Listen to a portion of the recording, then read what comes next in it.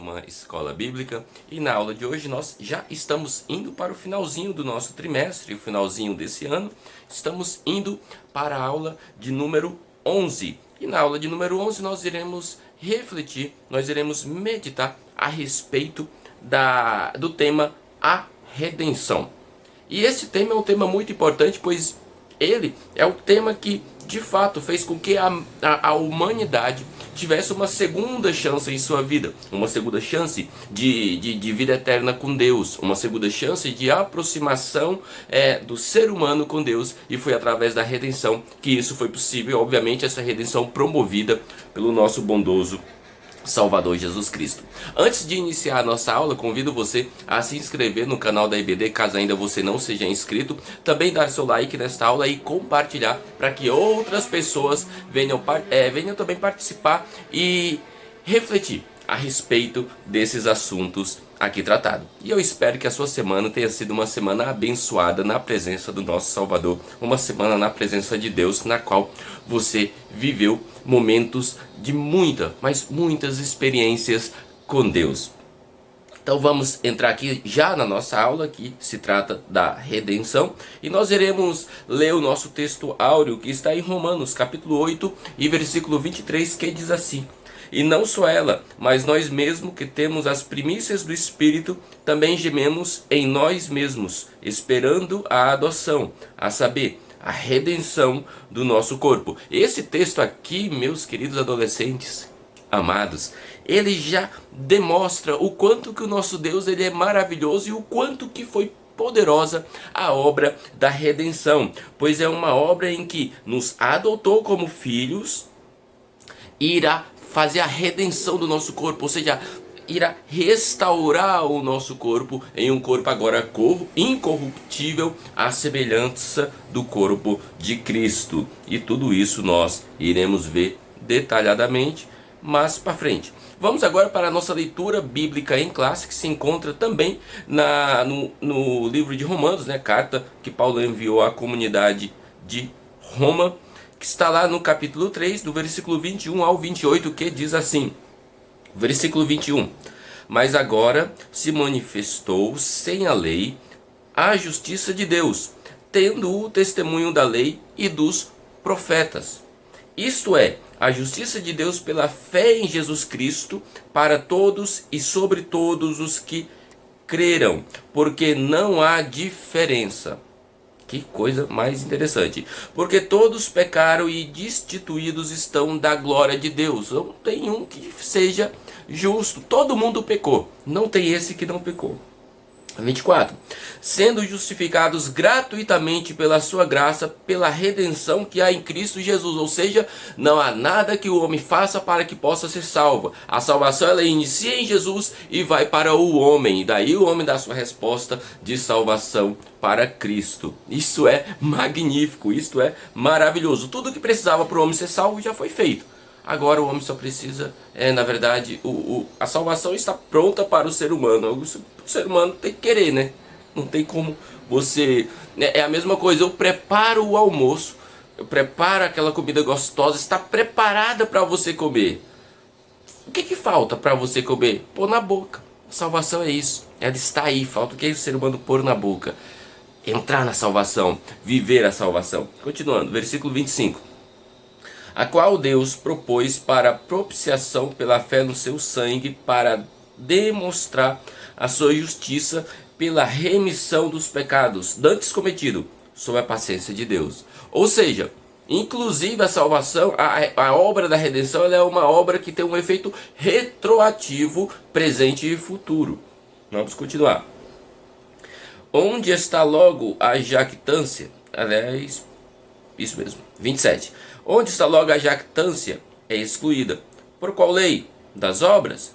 Não, mas pela lei da fé. Concluímos, pois, que o homem é justificado pela fé, sem as obras da lei." Ou seja, o que Paulo está querendo falar aqui para os romanos é que o homem ele é justificado pela fé em Cristo. Ou seja, Cristo é quem morreu por ele e justificou o ser humano, e não pelas obras do homem. Não há nada, como eu já falei, e eu bato sempre nesta tecla, que não há nada que o ser humano possa fazer para ser salvo.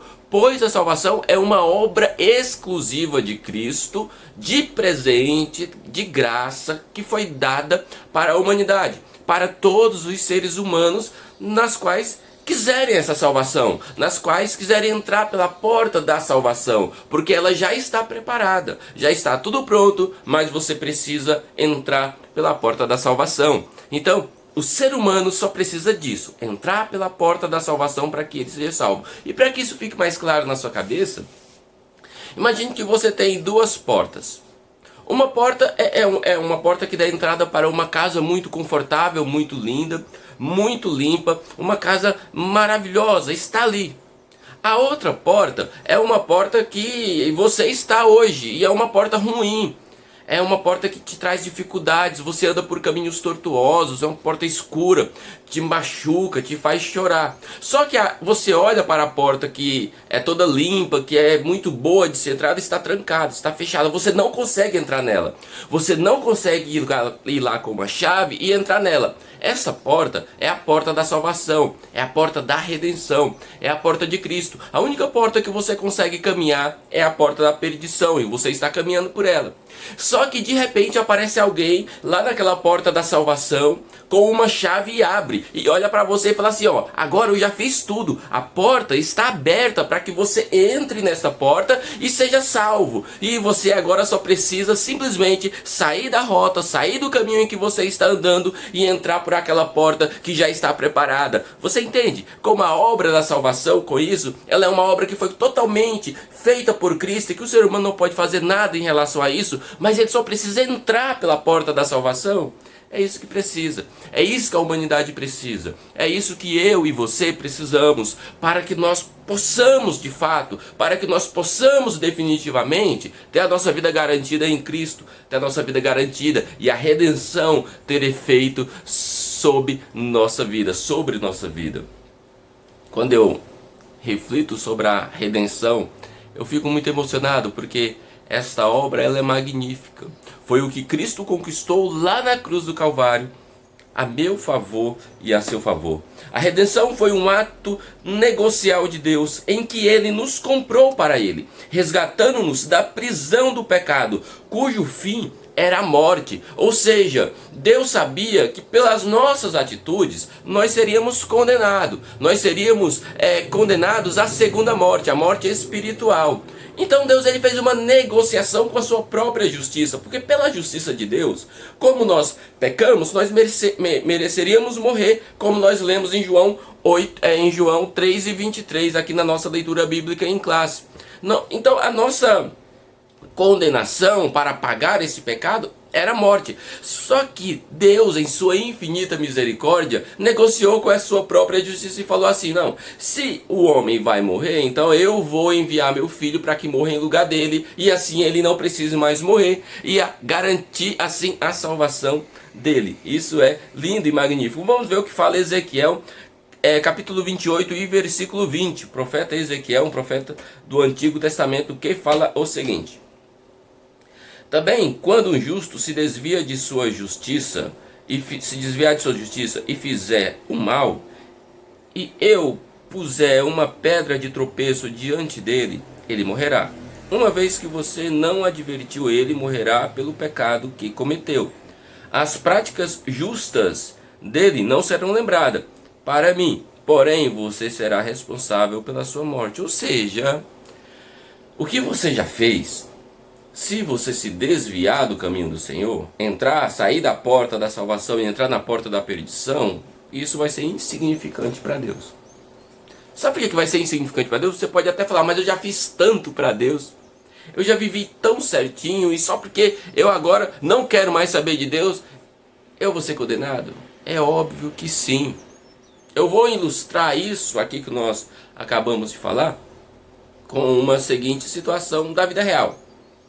Não o que aconteceu, mas uma situação que acontece na vida real aqui nossa. Quando eu falo vida real, não é que a escritura seja real, mas estou falando de coisas palpáveis, de coisas que nós conhecemos, tá? Imagine uma pessoa boa. Uma pessoa que está uma vida bacana, uma vida legal. Então, essa pessoa, ela sempre teve uma vida reta, uma vida tranquila diante de Deus, diante da sociedade, só que ela resolve no final, aí, em um momento da sua vida, matar alguém. Ela mata alguém. E ela começa a matar uma pessoa após outra pessoa. Ela vira uma serial killer. Poderia ter matado apenas uma pessoa, inclusive.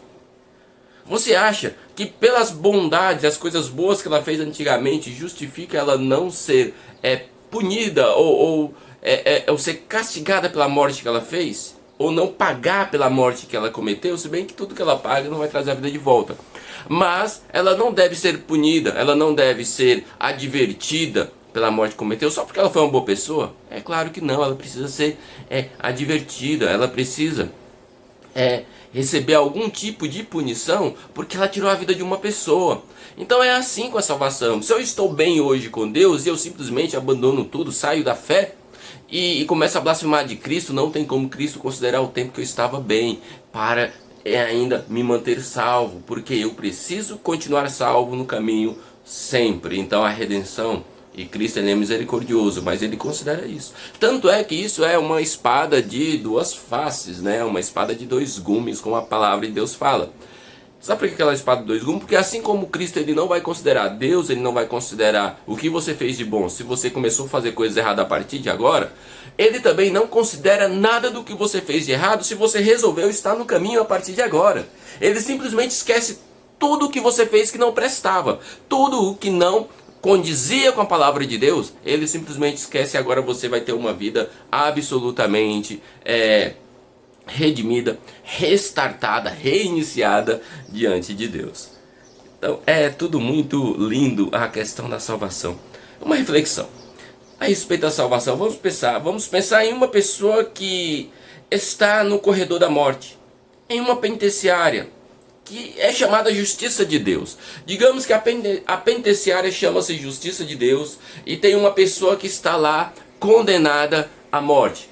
Essa pessoa, ela tem data certa para morrer, ela sabe que vai morrer e ela não tem o que fazer, pois ela está aprisionada naquele local.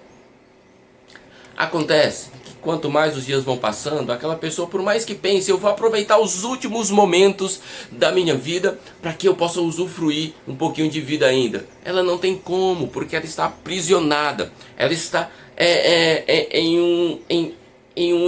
um emaranhado de pecados em que ela não consegue viver plenamente feliz. Ela não tem alegria plena porque sempre vê a lembrança da morte. Sempre vê a lembrança de que logo lhe espera a morte. Todos nós vamos morrer, não sabemos quando, mas uma pessoa que está condenada no corredor da morte sabe que a morte dela é iminente, vai acontecer, vai ser antecipada, digamos assim, né? Então, a pessoa está lá, e por mais que ela pense, por mais que ela procure forças, ela até se anima em um momento, canta uma música, canta outra, dá uma animada, mas simplesmente ela lembra que vai morrer. E quando ela está na iminência da morte, quando a morte já está muito próximo, que já chegam para ela e falam assim, olha, próxima semana é o dia da sua execução, é o último dia que você vai viver, a pessoa fica desesperada, fica triste. Lembra que nós estamos simulando, isso existe mesmo em prisões nos Estados Unidos, mas nós estamos criando uma situação hipotética aqui, em que a prisão chama-se justiça de Deus, porque se o homem peca, o homem morre, é uma lei de Deus isso, beleza? Então você deve estar pensando, nossa, mas esse Deus é muito ruim, ele criou uma lei que se a gente não obedecê-lo, a gente vai morrer, ele é tirano, ele não é bom, como dizem, ele não é amor. Note e observe o que nós iremos falar a partir de agora. Um belo dia, que ele já está faltando um dia para ele morrer, foi anunciada a morte uma semana atrás e fala assim para ele, olha, você vai morrer, mas daqui a uma semana, quando falta um dia para chegar o grande dia de sua execução, ele está lá cabisbaixo, triste, desanimado. Só que aparece o carcereiro. Chega o carcereiro, que é quem cuida da cadeia, e ele chega com um papel na mão. Isso é lindo. E esse papel que ele chega na mão, ele entrega e fala assim, só um parêntese, moramos aqui na região do Vale do Paraíba e eu trabalhei por algum tempo numa cidade aqui próximo, que eu tinha que passar por aquelas, pela estrada velha, né? Trabalhava em Taubaté e passava ali pela estrada pelos presídios de Tremembé. E você olha de um lado tem presídio, do outro lado tem presídio, presídio feminino, presídio masculino, Fundação Casa de um lado para menores infratores, e aquela coisa desgraceira. Porque você vê presídios, não é sinal de punição, de evolução, é sinal de desgraça. Tem pessoas ali que perderam suas vidas, sua vida social, que mataram gente. Tem pessoas que estão sendo injustas, que estão sendo presas por injustiça, porque a justiça humana ela é falha. Então tem uma série de situações ali tristes. E todas as vezes que eu passo ali, de vez em quando eu vejo algumas pessoas saindo pela porta, eu via, né? E ainda vejo quando eu vou lá, né? É uma cidade próxima, a gente às vezes trata de alguns assuntos lá. Nós vemos algumas pessoas saindo de lá com papeizinhos na mão, as folhinhas brancas assim. Elas saem de lá e vão andando. E você olha para aquelas pessoas com aquela folhinha na mão e estão com um sorriso no rosto. Sabe o que é aquilo? É o alvará de soltura. É o alvará que fala assim, olha, você pagou por tudo que você devia, agora você pode ir embora. Isso é muito bom. E aqui na situação, esse moço que estava condenado à morte, diferente dos presos em Tremembé, que eles têm data também para serem soltos, esse moço aqui não tinha data para ser solto, ele tinha data para morrer. Então aparece o carcereiro com o papelzinho na mão e fala assim, olha, aqui é o seu alvará de soltura. Ele olha e não entende e fala assim, ué, mas como que é meu alvará de soltura?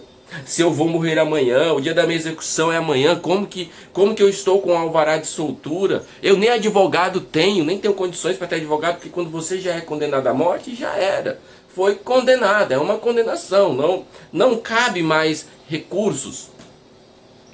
E aquele carcereiro fala o seguinte, o juiz decidiu lhe conceder liberdade. E ele fica em dúvida, mas o juiz, não é que eu não queira ser livre, eu não quero morrer, mas eu não estou entendendo nada. Por que o juiz decidiu isso e como que ele conseguiu isso? O carcereiro responde, é que um outro homem assumiu os seus crimes e foi morto em seu lugar. Você entende a obra da redenção acontecendo? Isso arrepia a pele, ó. Arrepia a pele. Isso arrepia a pele por quê? Porque foi o que aconteceu, exatamente o que aconteceu conosco. Estávamos condenados à morte. E apareceu um homem que falou assim, olha, eu não vou deixar a humanidade se perder. Eu vou morrer por ela. O ser humano não é capaz de morrer por ele mesmo para pagar os seus pecados. Sabe por quê? Porque para você pagar os seus pecados, você deveria morrer, mas você deveria morrer como justo. Então há uma contradição, é impossível você morrer pelos seus pecados para pagar eles, sendo que você é injusto, porque você precisava ser justo para morrer pelos seus pecados. Mas se você tem pecado, você não é justo. Então é impossível, é completamente impossível para o ser humano morrer e em troca de sua morte ele ter salvação. Ele não tem jeito para ele. O ser humano caminha para a perdição. Mas aí aparece o bondoso Jesus, que veio para a terra, nasceu, viveu como um homem comum, e simplesmente se entregou, e sem ter cometido um só pecado, ele morre por nós e assume todas as nossas culpas, assume todas as nossas dores, assume todos os nossos pecados, e a partir de então agora temos a possibilidade de sermos livres e de não morrermos mais a segunda morte. Isso é maravilhoso, isto é magnífico. Esta é a obra da salvação que Cristo operou lá no Calvário. Esta é a redenção, é quando Ele te redimiu, Ele te tirou, Ele tirou de você as dívidas que você tinha e assumiu, e disse, agora você está livre, agora você está livre. A redenção, ela é um ato soberano de Deus através do qual Ele pagou o preço dos nossos pecados no Calvário, com efeito retroativo por toda a humanidade. Ou seja, por que é um efeito retroativo por toda a humanidade? Porque ser humano nenhum, pelos seus próprios méritos, poderiam ser salvos, inclusive os que já morreram. Mas mesmo antes disso acontecer, na presciência magnífica de Deus, as pessoas já eram salvas em Cristo. Quem morreu antes da redenção, do evento do Calvário, morreu. E quem morreu salvo em Cristo. Porque a obra da salvação é uma obra que aconteceu em um ponto da história, mas é uma obra que tem um peso eterno. É uma obra que está em uma outra dimensão, em uma dimensão em que o ser humano ainda não está, mas que entrará por causa dessa própria obra.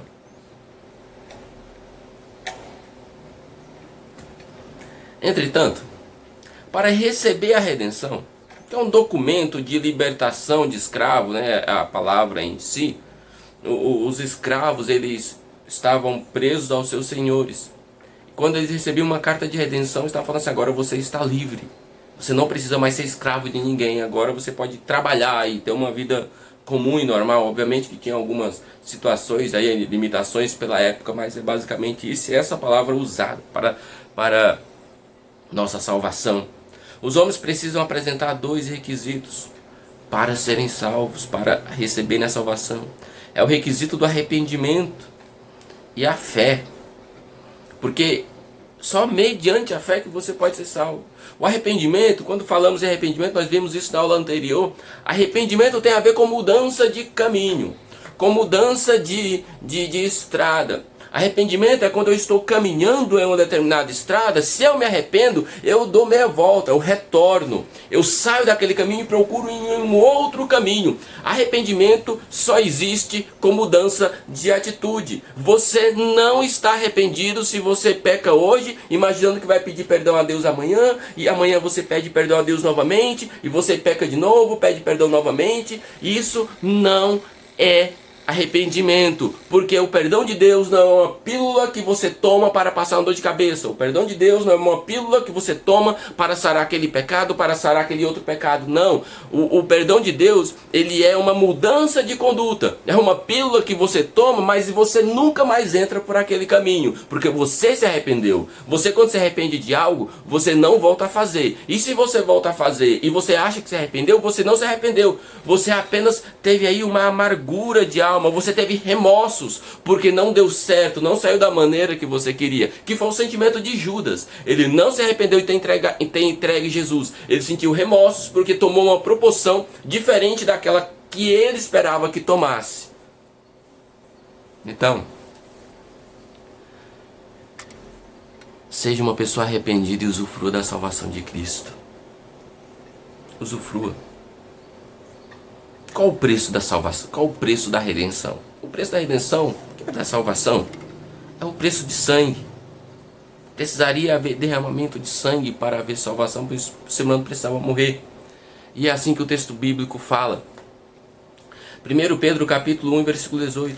Pois vocês sabem que não foi por meio de coisas perecíveis como prata ou ouro que vocês foram redimidos de sua maneira vazia de viver, que lhe foi transmitida por seus antepassados. 19. Mas pelo precioso sangue de Cristo, como de um cordeiro sem mancha e sem defeito. Pelo sangue de Cristo hoje nós somos salvos. Então o preço da salvação é o preço do derramamento de sangue.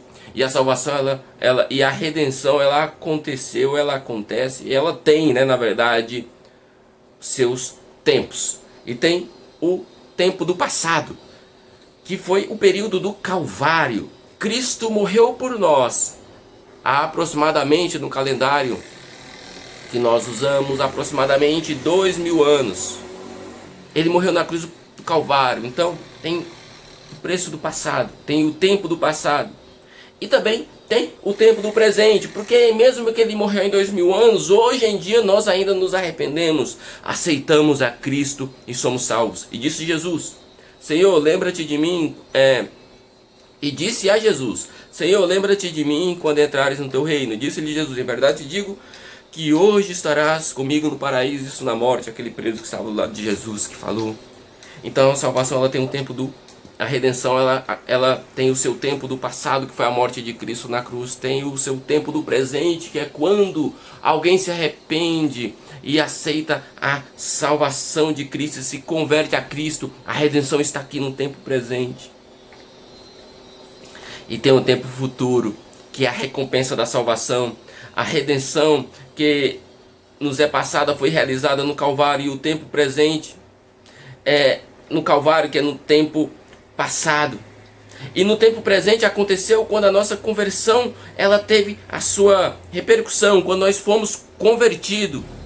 E também no futuro, quando o nosso corpo será glorificado e será um corpo semelhante ao corpo de Cristo, um corpo sem corrupção, um corpo que agora vive eternamente, sem dor, sem sofrimento algum.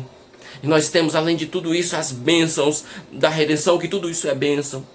E uma das primeiras bênçãos, dentre as muitas que existem, eu queria destacar aqui, que é nos fazer agradáveis a Deus, pois antes nós éramos pessoas reprovadas por Deus pela nossa maneira de viver pecaminosa contra Deus. Agora nós somos pessoas agradáveis a Deus. Agora nós somos pessoas que temos perdão dos nossos pecados, fomos perdoados dos nossos pecados. Também somos pessoas que temos o selo do Espírito Santo, e isto é magnífico. Somos selados por Deus agora, para Ele. Somos agora uma nação escolhida e eleita por Ele. Antigamente Ele selava os israelitas com a circuncisão. Hoje em dia não, todo ser humano, homem, mulher, criança, adulto, jovem, são selados pelo Espírito Santo, marcando que esse é meu, esse não é do mundo. Isso é a salvação de Cristo. E eu espero que você esteja nela, que você esteja inundado na salvação, e que você também seja alguém que propague essa salvação, que essa salvação seja compartilhada em sua vida, com as suas atitudes, com seus atos e inclusive com as suas palavras, mas principalmente com as suas atitudes. Que a salvação seja presente na sua vida e seja uma realidade sua. Que a sua semana seja uma semana abençoada.